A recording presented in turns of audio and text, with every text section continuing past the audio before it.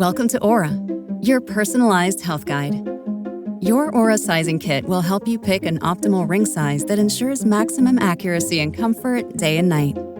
For optimal performance and accuracy, avoid choosing a finger with a large knuckle. We recommend wearing your Oura Ring on your index finger. But if you prefer another finger, your middle or ring fingers are the next best. Next, confirm your ring is in the correct orientation. The sensor bumps inside the ring should be on the palm side of your finger. Your Oura Ring should fit tightly and securely around the base of your finger, but not to the point where it's uncomfortable. Make sure you have the right size by making a fist while wearing your ring sizer. If you see a gap between the top of your finger and the inside of the ring, try a smaller size. As you twist and test the fit, your skin should move along with your ring.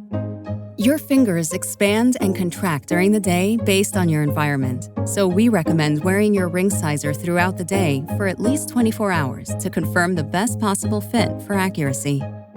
Your ring shouldn't rotate easily around your finger as you go about your daily activities or while you sleep. Don't forget to share your sizing kit with friends and family so they too can enjoy the benefits of Oura.